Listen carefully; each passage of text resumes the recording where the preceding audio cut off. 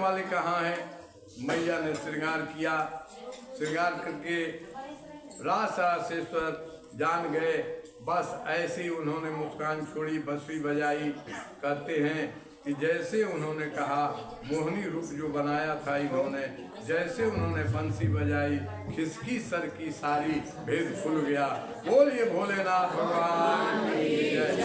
ये रास के संबंध में लोग कहते हैं कि भगवान ऐसा किया वैसा किया, यह नहीं समझना चाहिए। ये भगवान गोपियों की ये सुंदर सुंदर मनोभाव की दृष्टि से उनकी मनोकामना को पूरा किया। इस प्रकार भगवान दिव्य लीला करते रहे। दिव्य लीलाओं को करते हुए अब समय देखा कि अब देवताओं ने प्रार्थना किया कि देखिए अब कंस का पाप का घड़ा भर गया है, इसलिए उस पर ध्यान देना चाहिए। भगवान ने ऐसी प्रेरणा की। कंस ने अक्रूर को भेजा। अक्रूर आते हैं, अक्रूर भगवान को ले जाते हैं धनुष दिखाने के लिए। आज कंस ने धनुष यज्ञ की तैयारी किया है, धनुष यज्ञ की तैयारी करने किया है। भगवान जब गए मथुरा में, तो वहाँ जब गए स्नान ध्यान किया, उसके पश्चात मथुरा पर भ्रमण के लिए निकले तो देखा सुंदर सुंदर कपड़ा धोया हुआ नया नया पड़ा हुआ है। तब उन्होंने धोबी रजक जिसको कहा, ये वस्त्र मुझे दो, मुझे वस्त्र दो। दोनों भाई धोबी ने कहा, अरे महाराज का वस्त्र तुम कैसे लोगे ग्वारे, तुम्हारे लिए नहीं है। भगवान ने कहा मेरे लिए नहीं तो किसके है। भगवान ने उसको अंत कर दिया और कहा देख बार दो रजक, ये कलयुग जब आएगा उस कलयुग में तुम्हारा धंधा मंदा हो जाएगा मेरे कारण से, मुझे तुझे वस्त्र नहीं दिया, इसलिए आज ऐसे ऐसे वस्त्र निकल गए जिसमें धोबी की जरूरत ही नहीं पड़ती, धंधा मंदा उसका हो गया। आगे जब बढ़े तो देखा कि दर्जी था। दर्जी को देखा, दर्जी कहा कि कपड़ा जो राशि लाए ठीक नहीं लगता, आइए आपका सेट कर दो। दर्जी ने सेट कर दिया। कहा वाह रे दर्जी मेरा आशीर्वाद है, जब कलयुग आएगा तो 30 रुपये का कपड़ा होगा, 300 रुपये सिलाई मिलेगा। दूल्हा का शेरवानी शुरू हो गए तो 20-20 हजार सिलाई मिलेगा। आज कहते हैं कि ब्लाउज का 900 रुपये सिलाई हो गया है। कहा दर्जी का धंधा चकाचक। जब आगे बढ़े तो व्यापारियों ने श्रृंगार किया। कहा कि जिसका राज्य हो असल में राज व्यापारी आपका ही होगा। व्यापारियों का आशीर्वाद मिला उन्होंने। आगे जब गए तो कहते हैं कि माली मिला। माली कहा कि महाराज सब कुछ तो ठीक है लेकिन माला आपके गर्दन में अच्छा नहीं लग रहा है, लाओ पहना दो। माला पहना दिया। भगवान ने कहा है माली जाओ मेरा आशीर्वाद अगला जीव में माल रहोगे। एक एक जयमाला का दाम कम से कम 1000 और 51,000 से कम होने वाला नहीं है। माला का आशीर्वाद मालियों को दे दिया। जय जय। आज ब्रह्मपुर में जाओ तो एक माला छोटा ले दो, तीनों को फूल का तो कितना दाम ले लेता है। मालियों का चकाचक है, भगवान का आशीर्वाद है। अब आगे जब बढ़े तो कहते हैं कि जब चंदन लेकर के कुब्जा जा रही थी, कहा सब तो ठीक है लेकिन माथा पर तिलक आपका नहीं है, अलाव लगा दो। बस तिलक लेकर कुब्जा ने लेपन किया, जो कंस के लिए ले जाती थी, लेपन किया।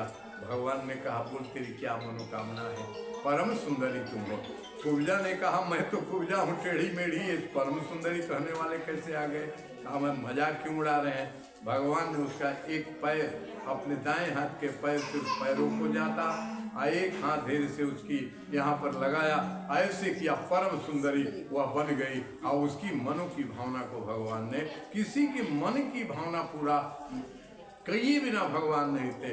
पुत्र के रूप में चाहो, पति के रूप में चाहो, मित्र के रूप में चाहो, दास के रूप में चाहो, नौकर के रूप में चाहो, मालिक के रूप में चाहो, सखा के रूप में चाहो, सब कुछ वो पूरा करने वाले भगवान होते हैं। पूजा का भी मन पूरा कर दिया। अब अक्रूर जी ले गए थे। अक्रूर जी ने कहा सबका तो आशीर्वाद दिया, मेरे घर में नहीं चलेंगे। भगवान ने कहा अक्रूर जी आप लाएंगे आपके भी चलेंगे, लेकिन कंस मामा को उधार तो कर दे पहले मैं। तब वो आगे गए तो कहा कि धनुष यज्ञ कहाँ है, धनुष यज्ञ देखने मुझे चलना है।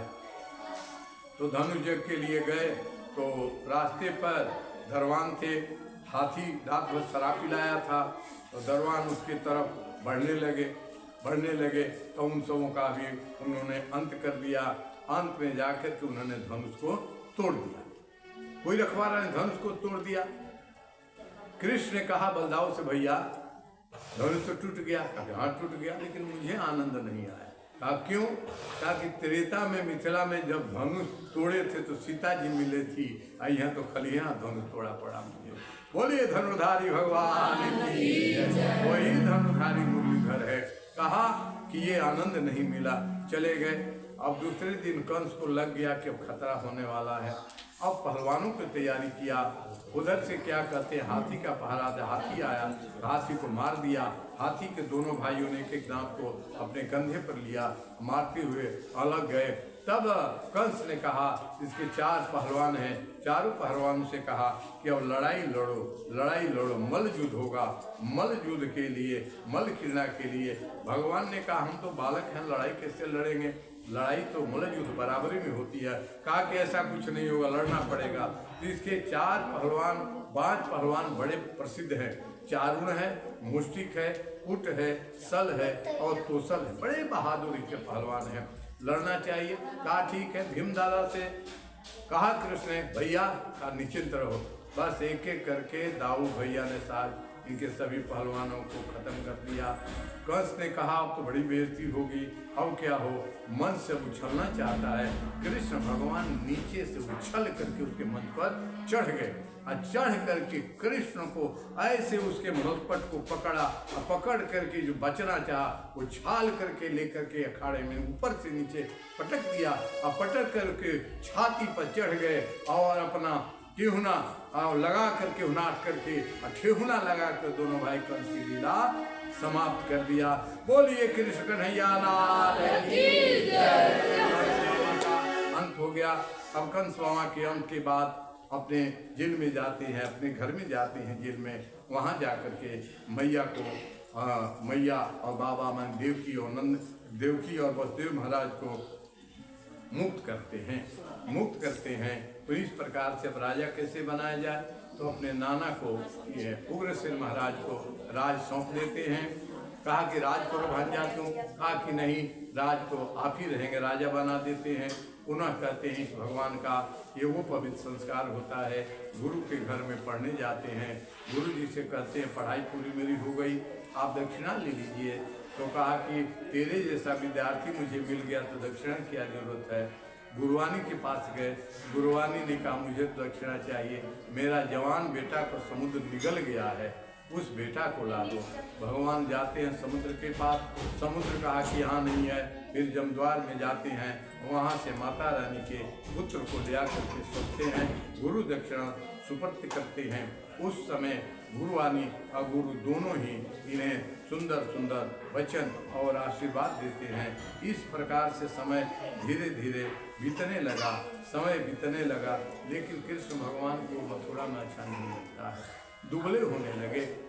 उद्धव जी ने पूछा, अरे कृष्ण दुबला क्यों हो रहा है, इस राज्य में क्या कमी है, ग्वारी नहीं याद आ रही है तुझे।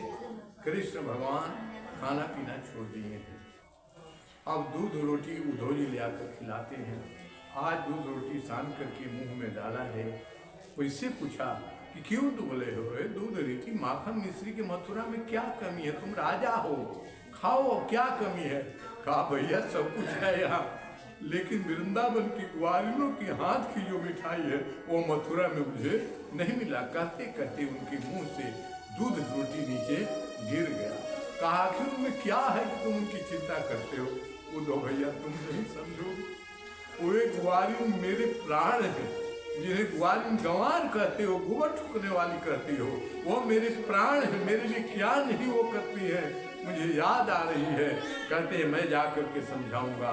और उद्धव जी आते हैं समझाने के लिए, लेकिन समझाएंगे क्या, राधा रानी की दृष्टि पड़ती है, फिर उनकी ज्ञान खुल जाता है।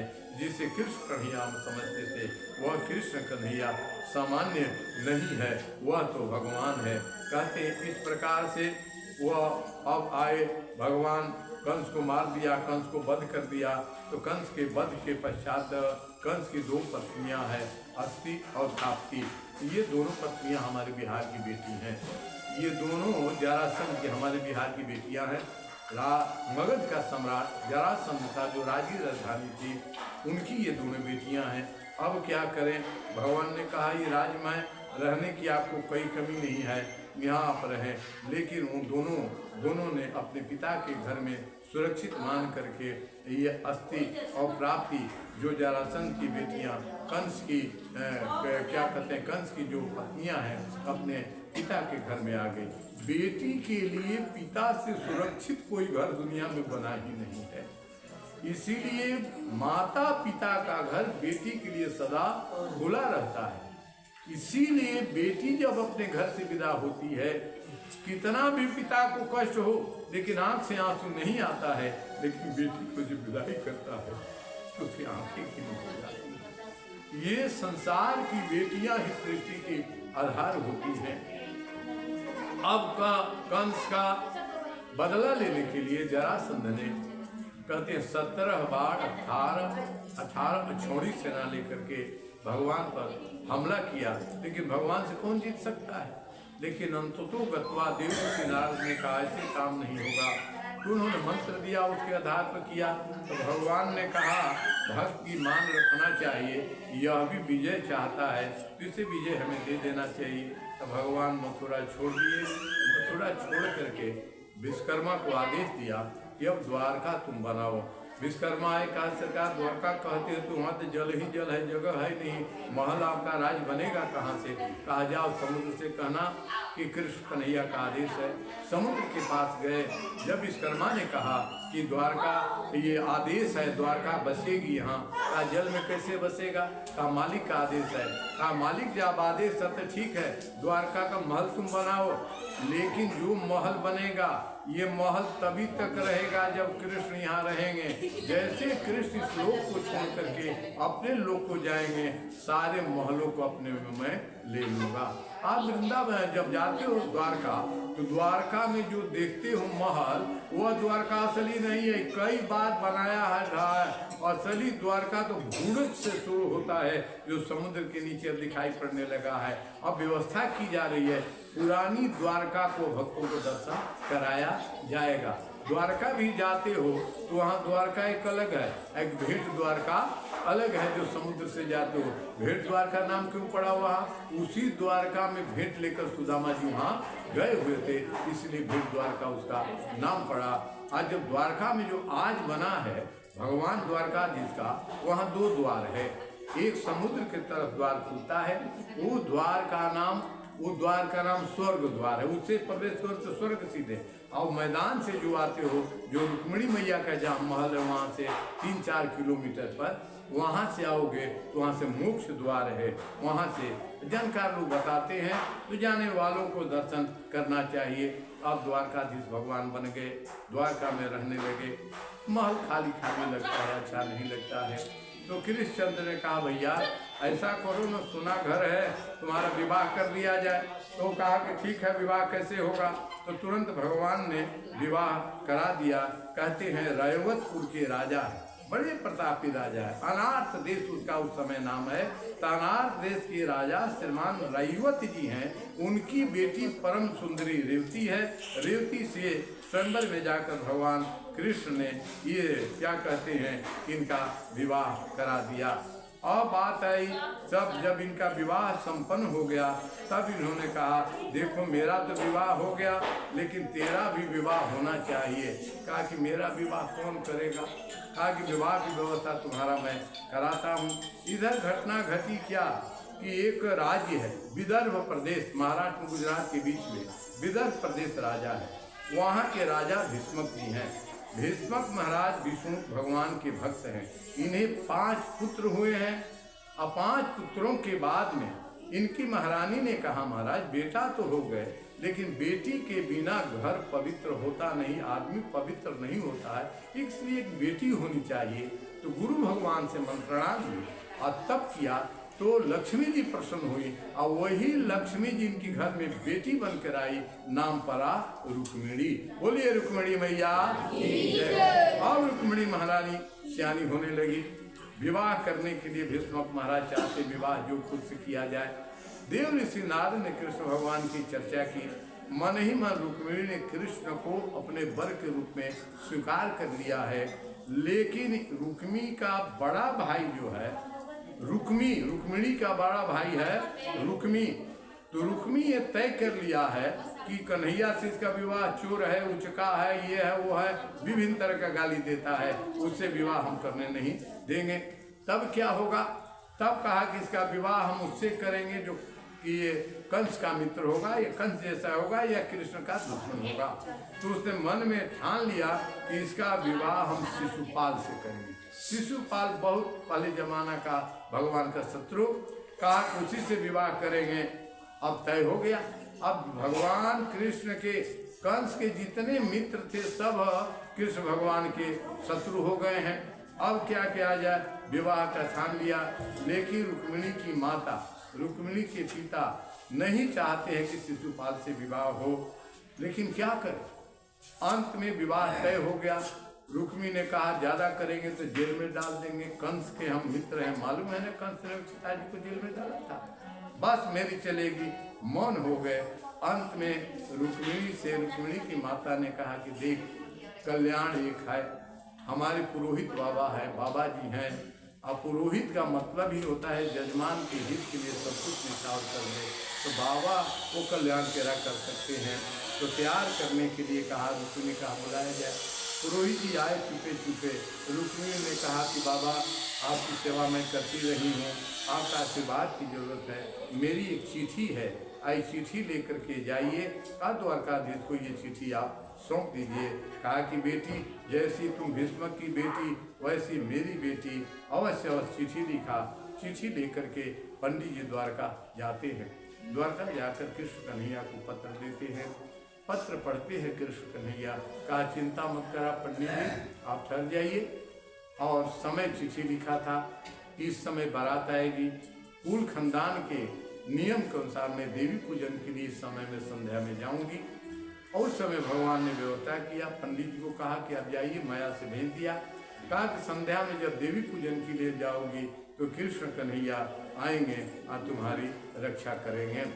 और क्या है, बारात आने वाली है, बारात आने के पहले देवी पूजन का विधान है सनातन में, तो पूजन के लिए जाने की तैयारी चल रही है।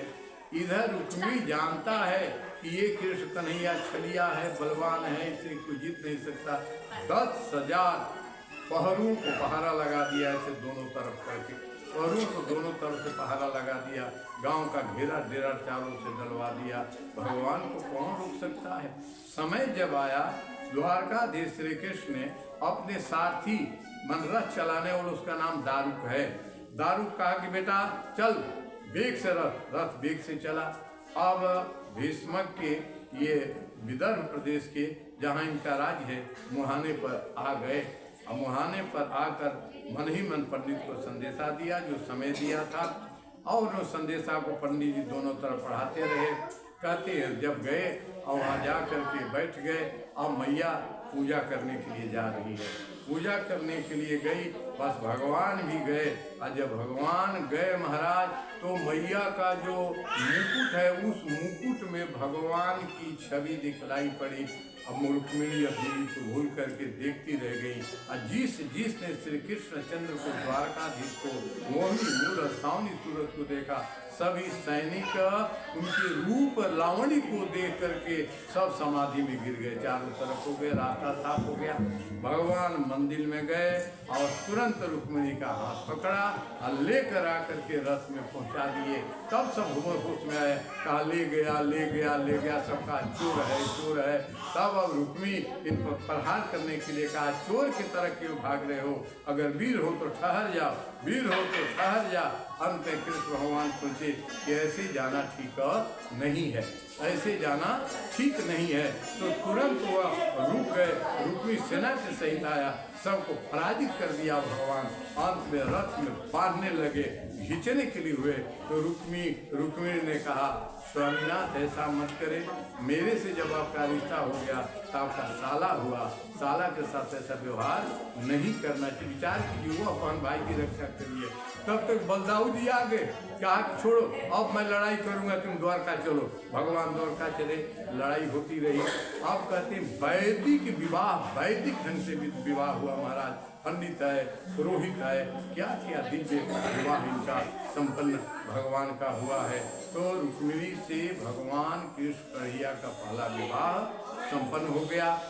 अब कहते हैं 16,008 विवाह करना है, एक एक नाम लो तो कम से कम 4 घंटा नाम गिनाने में लगेगा। 16,008 तो 2-4 विवाह की चर्चा करके बाकी सब सामूहिक विवाह हम कर लेंगे। तो रुक्मिणी के बाद विवाह कैसे हुआ, एक दिन हुआ प्रसेन की तरह राजा वहाँ रहते हैं द्वारका में। द्वारका में उसने सीधी किया सूर्य भगवान को, और सूर्य भगवान एक मणि दिया है, और वह मणि की सुविधा की मन भक्त होना रो देती है। भगवान ने एक दिन कहा कि मणि कीमती है, राजमहल में रख दो। संजोग ऐसा हो, क्या छोटा भाई शिकार करने गया, मणि को लेकर के बाघ ने मारा, शिकारी ने मारा, मणि पड़ा रहा, और मणि वहाँ किसी कंदरा में जा करके वहाँ का पुल भी रख दिया। और भगवान को कलंक लगाया कि भगवान ही चुराए हैं। भगवान को चोर बनाया प्रसेनजीत ने, कहा चोर है, इसलिए भगवान कलंक से दूर बचने के लिए निकल पड़े कि मणि है कहाँ। तो देखा एक बाघ पड़ा है, एक से एक शिकारी पड़ा हुआ, समझते देर नहीं लगा कि शिकारी को बाघ ने मारा, बाघ तो शिकारी ने मारा, इसको इसने मारा।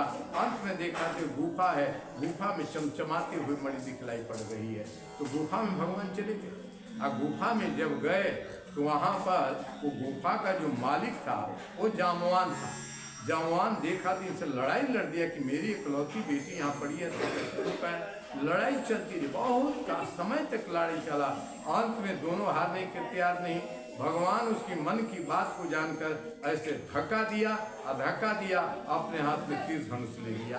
जब तीर धनुष ले लिया तो जवान साष्टांग दंडवत किया, अरे प्रभु आप यहाँ इस रूप में आए? कहा कि ऐसी ऐसी बात है, मैं आया। तो कहा, राजन परीक्षित ने कहा कि जामवान से तीर धनुष लेकर क्यों प्रकट हुए?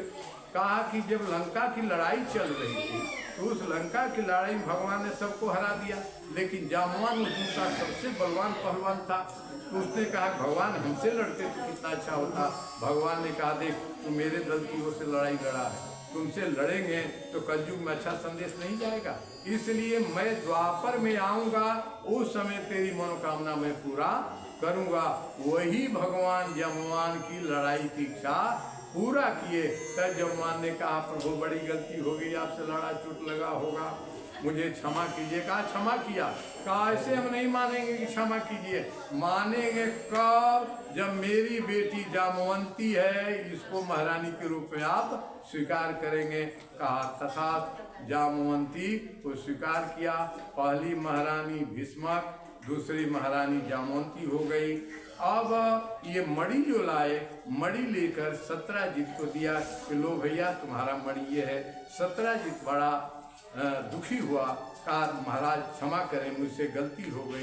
कहा ना कोई गलती नहीं, आप मणि रखिए, तेरे दे दिया, सब कुछ होता है संसार में। ऐसा विचार करना, भगवान कृष्ण को जो मणि की चोरी कलंक लग सकता है तो हम किस खेत की मूली है। ये जो घटना घटी थी भादो माह में चौथ के दिन की घटना है, उसी को चौकचंदा कहते हैं। जो देखता है चोरी का अपराध लगता है। उस समय हम लोग बच्चे थे तो ढेला फेंकवा ना, उस समय ये कथा सुनने का विधान है। जो ये कथा सुनेगा उस कलंक उसे चेहरे पर लगने वाला नहीं है। तब सत्यजित ने कहा कि आप माफ कीजिए प्रभु द्वारकाधीश। का माफ किया जाओ? कैसे नहीं, माफ आपने किया मानूंगा कब? जब मेरी बेटी सत्यभामा को आप महारानी के रूप में स्वीकार। लोग कहते हैं भगवान ने विवाह किए, विवाह कर रहे हैं कि भक्तों का उद्धार कर रहे हैं। सत्यभामा को स्वीकार कर लिया। अब क्या कहते हैं, सूर्य नारायण है, सूर्य नारायण की बेटी कालिंदी है। सूर्य नारायण ने भगवान से प्रार्थना किया कि मेरी कालिंदी को आप बेटी के रूप में, महारानी के रूप में स्वीकार कीजिए। तो चौथी महारानी को उन्होंने स्वीकार किया, कालिंदी चौथी महारानी हो गई। इसके बाद कौशल नरेश नग्नजीत के महाराज हैं, कौशल नरेश, उनकी बेटी सत्या है। सत्या को कहा कि मेरी बेटी को आप स्वीकार करें, तब उसे स्वीकार किया। इसके बाद कहते हैं अवंती प्रदेश के राजा भीदेव हैं, उनकी बेटी मित्रविंदा है। मित्रविंदा छठी महारानी उनकी बनी। और कैके देश के राजा संतवर्धन हैं, उनकी बहन भद्रा है। भद्रा को इन्होंने सातवीं महारानी के रूप में स्वीकार किया। अब भद्र प्रदेश के एक राजा हैं, उनकी बेटी है लक्ष्मणा। आठवीं महारानी लक्ष्मणा के रूप में स्वीकार किया। इस प्रकार से 8 महारानी हो गई। कहा कि महाराज 16,108 इसकी महारानी है। वह कैसे हुआ? कहा कि एक भौमासुर हो गया है, जो उस समय प्रयाग ज्योतिषपुर कहलाता था। आज वो कौड़ी कामाख्या कहते हैं, गुवाहाटी राजधानी उसकी है। वहाँ का राजा था, अपने राज्य को बड़ा प्रतापी था, और उसने संकल्प लिया था कि जब 16,108 राजकुमारी हो जाएगी तो मैं विवाह करूंगा। और सभी राजाओं के जिसके घर में सुंदर कन्या होती थी, राजकुमारी तो सुंदर होती ही है, तो उस पर आक्रमण करता और उसकी राजकुमारी को ले आकर कैद में डाल देता। ऐसे करते करते 16,100 संख्या पूरा कर लिया है। और एक दिन देवर्षि नारद जा रहे हैं, उनसे कथा कृष्ण भगवान का सुना। इन 16,100 राजकुमारियों ने कहा भगवान सबका उद्धार करते हैं, हमारा उद्धार नहीं करेंगे। कहा भगवान सबका उद्धार करते हैं, केवल इतना ही ख्याल है, उन्हें जो याद करता है उस पर दया करते हैं, याद करो। बस इन कैदी राजकुमारियों ने भगवान को याद किया, भगवान प्रकट हो गए। प्रकट को हो करके सभी वो दुष्ट भामासुर सहित सभी सेना को मार दिया। मारने के बाद दिल को तोड़वा दिया। इसके बाद कहा राजकुमारी सब अपने अपने घर में जाओ, जाने की व्यवस्था करते। सभी राजकुमारियां रोने लगी। कहा प्रभु हम इस राक्षस के जेल में हैं, कौन गांव वाले घर वाले विश्वास करेंगे कि हम सती सावित्री हैं, हम घर जाकर पिता भाई की बदनामी नहीं कराएंगे, हम तो ही प्राण दे देंगे, या आप कृपा करके जब मुझे छुड़ा लिया हम सबको तो आप वृंदावन का रास्ता दिखला दो। इन राजकुमारियों ने कहा अगर वृंदावन में हमें ले जाने में आपका कष्ट हो तो ऐसा करो कि हमारा प्राण वहां जाए, तो आदमी अगर बन सके तो वहाँ गोपी बना देना। इसमें आपको अगर कष्ट हो चुके हम पातकी हो गई हैं, इसके स्पर्श में आई है, तो वहाँ का मुझे गाय बना देना। गाय बनाने में भी दिक्कत हो तो बछड़ा बना देना, उसमें भी दिक्कत तुझे हो तो कदम का वृक्ष बना देना, उसमें भी दिक्कत हो तो वहाँ का तृण बना देना।